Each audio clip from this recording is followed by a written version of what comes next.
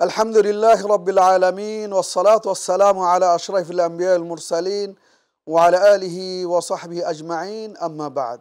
ইয়াকুলুল্লাহু আযজা ওয়া জাল আল্লাহু লা ইলাহা ইল্লা হু আল হাইয়ুল কাইয়্যুম লা তা'খুযুহু সিনাতুন ওয়া লা নাওম লাহু মা ফিস সামাওয়াতি ওয়া মা ফিল আরদ মান যাল্লাযী ইয়াশফা'ু ইনদাহু ইল্লা বিইذনিহি ইয়া'লামু মা বাইনা আইদিহিম ওয়া মা খালফাহুম ওয়া লা ইউহীতুনা বিশাইইন মিন ইলমিহি ইল্লা বিমা শাআ ওয়াসি'a কুরসিয়ুহুস সামাওয়াতি ওয়াল আরদ ওয়া লা ইয়াউদুহু হিফযুহুমা ওয়া হুয়াল আলিয়্যুল আযীম। সম্মানিত দর্শকবৃন্দ, স্যাটেলাইট চ্যানেল মাই টিভির পক্ষ থেকে হক কথা অনুষ্ঠানের পক্ষ থেকে আপনাদের সাদর সম্ভাষণ জানাচ্ছি। আজকের আলোচনার বিষয় হলো আমাদের একটি গুরুত্বপূর্ণ আয়াত, আল্লাহ রাব্বুল আলামিন কোরআনে সূরাতুল বাকারার একটি গুরুত্বপূর্ণ আয়াত নিয়ে, যে আয়াত সমস্ত কোরআনের সবচেয়ে গুরুত্বপূর্ণ আয়াত হিসেবে আখ্যায়িত করা হয়েছে। এটি হলো আয়াতুল কুরসি। আল্লাহ রাব্বুল আলামিন এটি উম্মতে মুহাম্মাদের জন্য গুরুত্বপূর্ণ আয়াত হিসেবে এবং সমস্ত বালা মুসিবতের থেকে পরিত্রাণের একটি উপায় হিসেবে আল্লাহ রাব্বুল আলামিন এই উম্মতে মুহাম্মাদের জন্য রাসূলুল্লাহ সাল্লাল্লাহু আলাইহি সাল্লামের মাধ্যমে এটি আমাদেরকে দান করেছেন। এটি সকাল সন্ধ্যা পড়ার ব্যাপারে যেমনটি গুরুত্ব এসেছে, যদি কোনো ব্যক্তি সকালবেলা আয়াতুল কুরসি পড়ে তাহলে সে সারা দিন আল্লাহ রাব্বুল আলামিনের হেফাজতে থাকবে। একইভাবে যদি কোনো ব্যক্তি রাতের বেলা সন্ধ্যের সময় যদি আয়াতুল কুরসি পড়ে এবং অথবা শোয়ার সময় বিছানায় বসে যদি আয়াতুল কুরসি পড়ে তাহলে সে ফজর হওয়া পর্যন্ত বা সকাল হওয়া পর্যন্ত সে আল্লাহ রাব্বুল আলামিনের জিম্মায় হেফাজতে থাকবে, কোনো কিছুই তার ক্ষতি করতে পারবে না। একইভাবে এই আয়াতুল কুরসি আবার প্রতি 5 ওয়াক্ত সালাতের পরেও রাসূলুল্লাহ সাল্লাল্লাহু আলাইহি সাল্লামের পক্ষ থেকে উম্মতে মুহাম্মাদকে নির্দেশ দেওয়া হয়েছে, উৎসাহিত করা হয়েছে আয়াতুল কুরসি পড়ার জন্য। কেন? কারণ হলো যাতে আল্লাহ রাব্বুল আলামিনের হেফাজতের মধ্যে আমরা থাকতে পারি। আমরা দেখা যায় যে আল্লাহ রাব্বুল আলামিন আমাদেরকে এই প্রতিরোধ করার জন্য শয়তানের ওয়াসওয়াসা থেকে এবং বিভিন্ন বালা মুসিবত থেকে দূরে থাকার জন্য, হেফাজতে থাকার জন্য আল্লাহ রাব্বুল আলামিন আমাদেরকে ছোট্ট ছোট্ট কতগুলো বিধান আল্লাহ রাব্বুল আলামিন আমাদেরকে দিয়ে দিয়েছেন। এরপরেও দেখা যায় যে যেগুলো সহিহ সুন্নাহ সম্মতিক্রমে এবং সাহাবারা যেগুলো আমল করতেন, রাসূলুল্লাহ সাল্লাল্লাহু আলাইহি সাল্লাম একেবারে হাতে কলমে সাহাবাদেরকে শিক্ষা দিয়েছেন। বহু হাদিস এই ব্যাপারে এসেছে। এরপরেও দেখা যায় যে এইগুলো পালন না করে আমরা দেখা যায় যে তাবিজ অথবা অন্য কিছু গলায় নিয়ে ঝুলি অথবা অন্য কোনো শিরকি শব্দগুলো ব্যবহার করে নিজেকে বালা মুসিবত থেকে রক্ষার পথ খুঁজি। কিন্তু সত্য কথা হলো এটাই যে সেইগুলো আমাদেরকে বিপদ তো উদ্ধার হবেই না, এবং আমাদের সামনের যে সফলতার পথ, জান্নাতে যাওয়ার পথ, সেই পথও বন্ধ হয়ে যাবে।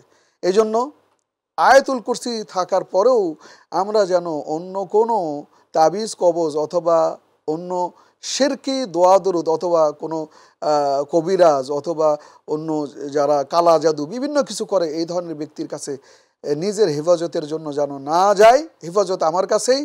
আল্লাহ রাব্বুল আলামিনের এই গুরুত্বপূর্ণ আয়াত আমি যদি 5 ওয়াক্ত সালাতের পরে পড়ি, একই সাথে সকাল সন্ধ্যা পড়ি, বিছানায় শুয়ে পড়ি, তাহলেই আমরা সব ধরনের বিপদ থেকে উদ্ধার পাব এবং কোনো বালা মুসিবত আমাদের স্পর্শ করতে পারবে না। এমনটি আল্লাহ রাব্বুল আলামিন তার রাসূলের মাধ্যমে আমাদেরকে এই সুসংবাদ দিয়েছেন।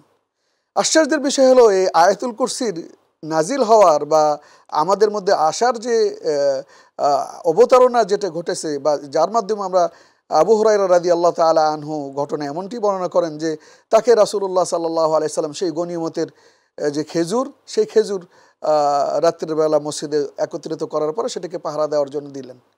এরপরে আবু হুরায়রা রাদিয়াল্লাহু তাআলা আনহু হঠাৎ একদিন ঘুমিয়ে গেলেন। হঠাৎ এক সময় তার চোখে নিদ্রা ভাব চলে আসলো। এই মুহূর্তে কোনো একজন ব্যক্তি ঢুকে সেইখান থেকে চুরি করে নিয়ে যাওয়ার পথই মুহূর্তে আবু হুরায়রা রাদিয়াল্লাহু তাআলা আনহু তাকে ধরে ফেললেন। ধরে ফেলার পরে সে অনেক অনুনয় বিনয় করার পরে মিথ্যা কথা বলে সে ছাড়া পেয়ে গেল। ঠিক একই অবস্থা পরের দিনেও এইভাবে একাধিক পরপর প্রায় ৩ রাত এ ধরনের ঘটনা ঘটার পরে তৃতীয় রাতে আবু হুরায়রা রাদিয়াল্লাহু তাআলা আনহু বললেন যে, না, আমি তোমাকে আর ছাড়ব না। তখন সে বলল যে, আপনি এই যে এইভাবে কষ্ট করেন, আমি আপনাকে একটা গুরুত্বপূর্ণ আয়াত শিখিয়ে দেব। এই আয়াতটা পড়ে যদি আপনি কোনো জিনিস সেভ করতে চান, হেফাজত করতে চান, তাহলে সেখানে কোনো ক্ষতি হবে না এবং সেটা হেফাজত থাকবে। তো আবু হুরায়রা রাদিয়াল্লাহু তাআলা আনহু বললেন যে, দেখি বলো কি। তখন এই ব্যক্তি আয়াতুল কুরসি তাকে শিক্ষা দেয়।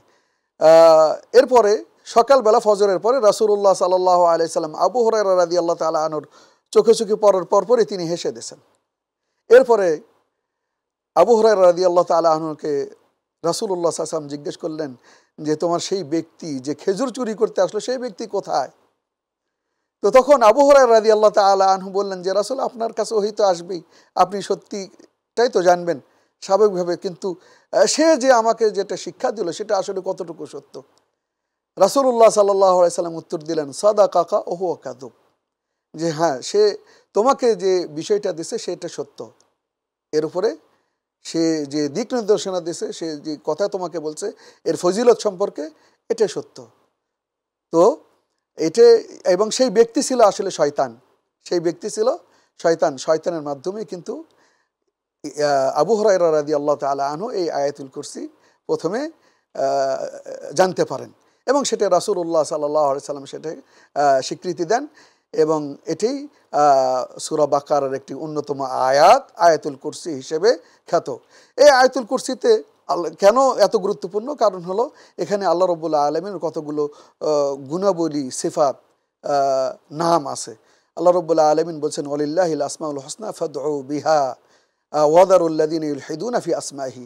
আল্লাহ রাব্বুল আলামিনের সুন্দর সুন্দর গুণাবলী সম্মিলিত কতগুলো নাম আছে, সেই নাম ধরে তোমরা আল্লাহ রাব্বুল আলামিনকে যখন আল্লাহ রাব্বুল আলামিনের কাছে যখন দুহাত তুলবে, আল্লাহ রাব্বুল আলামিনের কাছে যখন কিছু চাওয়া দরকার, তখন অনুনয় বিনয় এই করার সাথে সাথে এই নামগুলো দিয়ে, সুন্দর সুন্দর নামগুলো ব্যবহার করে তুমি দোয়া চাবা আল্লাহ রাব্বুল আলামিনের কাছে। তাহলে দেখা যাবে যে আমাদের যে দোয়াগুলো সেইগুলো ইনশাআল্লাহ ফেরত আসবে না। যেমনটি আল্লাহ রাব্বুল আলামিন বলছেন, আর আল্লাহ রাব্বুল আলামিনের সুন্দর সুন্দর নাম আছে, সেই সুন্দর সুন্দর নামগুলো দ্বারা তোমরা আল্লাহ রাব্বুল আলামিনকে আহ্বান করো এবং সতর্ক সাবধান হয়ে যাও। ওয়াদারুল্লাযিনা ইউলহিদুনা ফি আসমাইহি, এই আল্লাহ রাব্বুল আলামিনের যে সুন্দর নামগুলো আছে সেইগুলো যেন কেউ কোনো রকম চেঞ্জ বা কোনো রকম রদবদল অথবা এর অপব্যাখ্যা যেন না করে। অনেক সময় দেখা যায় যে আল্লাহ রাব্বুল আলামিনের সেই সময় মুশরিক জাহেলিয়া যুগে তারা আল্লাহ রাব্বুল আলামিনের বা ইলাহ শব্দ থেকে লাত, আল আজিজ আল্লাহ রাব্বুল আলামিনের একটি গুণবাচক নাম, সেখান থেকে উজ্জা, মান্নান আল্লাহ রাব্বুল আলামিনের একটি গুণবাচক নাম, সেখানে সেটাকে চেঞ্জ করে মানাত, এই ধরনের শব্দগুলো তারা ব্যবহার করছিল।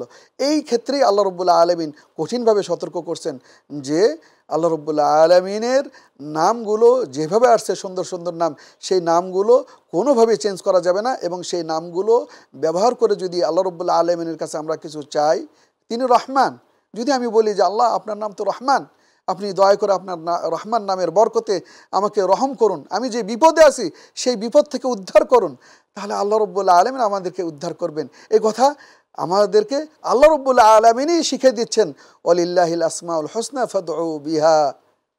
এই জন্য এই নামগুলো আমরা মান্নান, ওয়াহাব, কাশিফুল কুরবাত, এই ধরনের যে শব্দগুলো আছে, এই নামগুলো দ্বারা আমরা আল্লাহ রাব্বুল আলামিনের কাছে চাইবো, তাহলে আমাদের চাওয়া ব্যথা যাবে না এবং আল্লাহ রাব্বুল আলামিন আমরা যত বিপদেই থাকি না কেন ইনশাআল্লাহ সেই বিপদ থেকে আমরা উদ্ধার হবই। এই জন্য আয়াতুল কুরসির আল হাইয়ু আল কাইয়ুম লা তাখুযুহু সিনাতু ওয়ালা নাওম, এইগুলো বলার পরে শেষে বলা হয়েছে মান দাল্লাযী ইয়াশফাউ ইনদাহু ইল্লা বিইযনিহি। এখানে আরেকটা বিষয় হলো যে আল্লাহ রাব্বুল আলামিন বলতেছেন যে তার কাছে, আল্লাহ রাব্বুল আলামিনের কাছে আল্লাহ রাব্বুল আলামিনের অনুমতি ব্যতি রেখে কে সুপারিশ করবে? এখানেও আমাদের রাসূলুল্লাহ সাল্লাল্লাহু আলাইহি সাল্লামের কাছে আমরা অনেক সময় ডাইরেক্ট রাসূলের কাছে শাফাআত চাই, অথচ এখানে এই আয়াতুল কুরসির মধ্যে আল্লাহ রাব্বুল আলামিন আমাদেরকে শিখিয়ে দিচ্ছেন যে মান জাল্লাযী, কে আছে যে ইয়াশফাউ ইনদাহু, আল্লাহ রাব্বুল আলামিনের কাছে সুপারিশ করবে, ইল্লা বিইذনিহি, আল্লাহ রাব্বুল আলামিনের অনুমতি ব্যতি রেখে। সুতরাং এই আয়াত থেকে বোঝা যায় যে শাফাআতের মালিক, আমরা অনেক সময় বলি যে রাসূলুল্লাহ আপনার শাফাআত চাই, এটা কিন্তু শিরকে আকবার হয়ে যাবে, বড় শিরক হয়ে যাবে। কারণ শাফাআতের মালিক একমাত্র আল্লাহ রাব্বুল আলামিন। আল্লাহ রাব্বুল আলামিন অন্য জায়গায় বলতেছেন কুল লিল্লাহিশ শাফাআতু জামিআ, হে নবী আপনি আপনার উম্মতদেরকে বলে দিন সমস্ত শাফাআতের একচ্ছত্র অধিপতি, একচ্ছত্র মালিক, একক মালিক হলো আল্লাহ রাব্বুল আলামিন, তিনি শাফাআতের মালিক। সুতরাং আল্লাহ রাব্বুল আলামিনের কাছেই শাফাআত চাইতে হবে, এছাড়া অন্য কারোর কাছে নয়।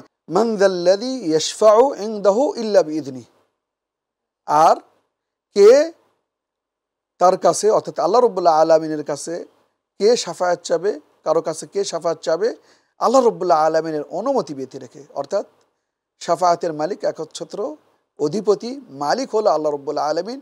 অন্য জায়গায় যেমনটি ইতিপূর্বে বলেছি কুল লিল্লাহিশ শাফাআতু জামিআ, হে নবী আপনি বলে দিন মানুষদেরকে শাফাআতের একমাত্র মালিক হলো আল্লাহ রাব্বুল আলামিন।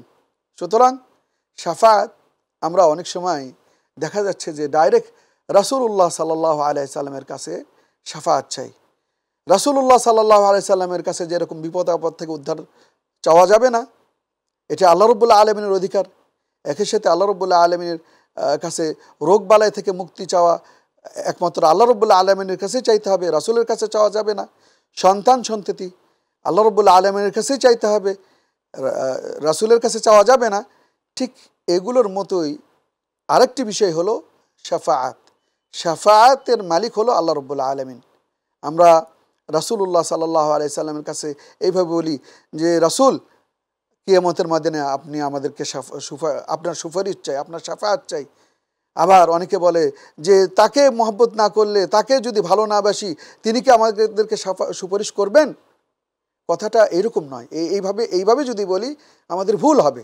কথাটা হলো যে আল্লাহ রাব্বুল আলামিনের অনুসরণ, আল্লাহ রাব্বুল আলামিন যেভাবে রাসূলুল্লাহ সাল্লাল্লাহু আলাইহি সাল্লামকে মহব্বত করতে বলছেন, সেইভাবে যদি রাসূলকে মহব্বত না করি, তাহলে আমরা তো রাসূলের, আল্লাহ রাব্বুল আলামিনের ভালোবাসা থেকে বঞ্চিত হব, একই সাথে রাসূলুল্লাহ সাল্লাল্লাহু আলাইহি সাল্লামের সুপারিশ থেকেও আমরা বঞ্চিত হয়ে যাব। এই জন্য ডাইরেক্ট রাসূলুল্লাহ সাল্লাল্লাহু আলাইহি সাল্লামের কাছে কোনোভাবেই শাফাআত চাওয়া যাবে না। এটা শিরকে আকবার বা বড় শিরকের মধ্যে। এমনকি এই ধরনের শিরক বারবার করতে থাকলে একসময় সে মুসলমানের খাতা থেকে নাম কেটে যাবে। এই জন্য আমাদের এই ব্যাপারে সতর্ক হওয়া দরকার, সাবধান হওয়া দরকার। শাফাআত একমাত্র আল্লাহ রাব্বুল আলামিনের, এবং শাফাআত আল্লাহ রাব্বুল আলামিনের কাছে চাইতে হবে। একই সাথে আমরা এই ক্ষেত্রে আয়াতুল কুরসির মধ্যে যে গুণবাচক নামগুলো আছে সেগুলো আমরা খেয়াল রাখবো, এবং সেই গুণবাচক নামগুলোর দ্বারা আল্লাহ রাব্বুল আলামিনকে আমরা ডাকবো ইনশাআল্লাহ। ইমাম নাসাই রাহিমাহুল্লাহ তার হাদিসের গ্রন্থে এবং অন্যান্য আইম্মাগণ তাদের হাদিসের গ্রন্থে একটা হাদিস আসছে, যে ব্যক্তি প্রত্যেক সালাতের পরে নিয়মিত আয়াতুল কুরসি পাঠ করবে, সেই ব্যক্তি সেই সময় সেই দিনে যদি মারা যায় তাহলে সে ডাইরেক্ট জান্নাতে যাবে। এই ধরনের ফজিলত আর কিন্তু অন্য কোনো আয়াতের ক্ষেত্রে আপনি পাবেন না। এই জন্য আয়াতুল কুরসি ব্যাপারে আরও বিভিন্ন রকম হাদিস যেগুলো আসছে সেইগুলোর দ্বারা এটাই আমাদের সামনে প্রতীয়মান হয়, যেটা রাসূলুল্লাহ সাল্লাল্লাহু আলাইহি সাল্লাম উবাই ইবনে কাব রাদিয়াল্লাহু তাআলা আনহুকে, উনি মসজিদ থেকে বের হচ্ছেন, রাসূলুল্লাহ সাল্লাল্লাহু আলাইহি সাল্লাম তাকে জিজ্ঞেস করলেন, উবাই ইবনে কাব, আবুল মন্দির, তুমি কি জানো কোরআনের মধ্যে সবচেয়ে বড় এবং গুরুত্বপূর্ণ আয়াত কোনটি? উনি বললেন যে সম্ভবত আয়াতুল কুরসি। রাসূলুল্লাহ সাল্লাল্লাহু আলাইহি সাল্লাম তার উত্তর শুনে খুশি হলেন এবং বললেন যে আল্লাহ রাব্বুল আলামিন তোমার জ্ঞানকে আরও বৃদ্ধি করে দেন। হ্যাঁ, তুমি ঠিকই বলেছো, আয়াতুল কুরসি। তো এত গুরুত্বপূর্ণ আয়াত এটি কেন, এবং এই ব্যাপারে এই আয়াতটি কেন প্রতি ৫ ওয়াক্ত সালাতের পরে একই সাথে সকাল সন্ধ্যা পড়তে বলা হয়েছে? একই সাথে যে ব্যক্তি এটার উপরে আমল করবে, সে আমল করার পরে যদি সে মারা যায় তাহলে নিশ্চিত সে জান্নাতি, এই ধরনের গ্যারান্টি আমাদের রাসূলুল্লাহ সাল্লাল্লাহু আলাইহি ওয়াসাল্লাম কেন দিলেন? আসুন না এই তার এই আয়াতুল কুরসির শব্দগুলো একটু যদি জানার চেষ্টা করি। তাহলে প্রথম দেখি আল্লাহু লা ইলাহা ইল্লাহু। এখানে লা ইলাহা ইল্লাহু এটা নিশ্চয়ই ব্যাখ্যা করার দরকার নেই। এই কালিমা দিয়েই কিন্তু আমরা এই শব্দ দিয়ে ইসলামে ঢুকি, এবং এর চাইতে আযম কালিমা আর এর চাইতে গুরুত্বপূর্ণ শাহাদা আর কোনো কিছু হতে পারে না। আল্লাহু লা ইলাহা ইল্লাহু, তিনি আল্লাহ, যিনি ছাড়া আর কোনো মাবুদ নেই। এটার মাধ্যমে আমরা আল্লাহ রাব্বুল আলামিনকে আমাদের মাবুদ হিসেবে, রব হিসেবে স্বীকৃতি দিলাম। তিনি আমাদের সৃষ্টিকর্তা, একই সাথে তারই ইবাদত করতে হবে এবং তাকেই ডাকতে হবে। এই তাওহীদের 3 প্রকার এই লা ইলাহা ইল্লাল্লাহর মাধ্যমে কিন্তু আমরা স্বীকৃতি দিয়ে দিই। দ্বিতীয় সেটা হলো আল হাইয়ুল কাইয়ুম, খুবই গুরুত্বপূর্ণ। তিনি জীবিত এবং চিরস্থায়ী, তিনি চিরঞ্জীব, চিরস্থায়ী। তার মানে অন্য কুল্লু শাই হালিক, পৃথিবীর যা কিছু আছে বা এই ইয়েতে সব কিছুই শেষ হয়ে যাবে, সব ধ্বংস হয়ে যাবে, শুধু আল্লাহ রাব্বুল আলামিন ছাড়া, তিনি ছাড়া আর কিন্তু সব কিছু ধ্বংস হয়ে যাবে। এই জন্য আল হাইয়ুল কাইয়ুম, তিনি চিরঞ্জীব, জীবিত এবং স্থায়ী। এরপরে বলা হয়েছে লা তাখুযুহু সিনাতুন ওয়ালা নাওম, তিনি এই সমস্ত সব কিছু পরিচালনার ক্ষেত্রে তার ঘুমের প্রয়োজন হয় না। এমনকি সামান্য ঘুমের যে ভাব, সেই ঘুমের ভাবও তার, মানুষের কষ্ট হলে, অলসতা আসলে কিন্তু একটা হাই ভাব বা একটা অলসতা ভাব চলে আসে, সেটাও কখনো আল্লাহ রাব্বুল আলামিনের ভিতরে আসে না। এরপরে চতুর্থ যদি আমরা খেয়াল করি তাহলে লাহু মা ফিস সামাওয়াতি ওয়া মা ফিল আরদ, আসমান এবং জমিনের ভিতরে যা কিছু আছে সবই তার, এই ক্ষেত্রে অন্য কারো নয়। তিনি সব কিছু পরিচালনা করেন, তিনি সব কিছু সৃষ্টি করছেন। সুতরাং এখানে আধিপত্য তারই ইবাদত করতে হবে, এখানে অন্য কারো ইবাদত করা চলবে না। এই জন্য লাহু মা ফিস সামাওয়াতি ওয়া মা ফিল আরদ বলা হয়েছে। এরপরে পঞ্চমত বলা হয়েছে মান যাল্লাযী ইয়াশফাউ ইনদাহু ইল্লা বিইযনি, আর তার কাছে কে সুপারিশ করবে তার অনুমতি ব্যতি রেখে। এখানেও বড় একটা মেসেজ আমাদেরকে দেওয়া হয়েছে। আমরা অনেক সময় রাসূলুল্লাহ সাল্লাল্লাহু আলাইহি সাল্লামের কাছে ডাইরেক্ট বলি যে হে আল্লাহ রসুল, আপনি আমাকে সুপারিশ করুন, আমাকে সুপারিশ থেকে বঞ্চিত করবেন না।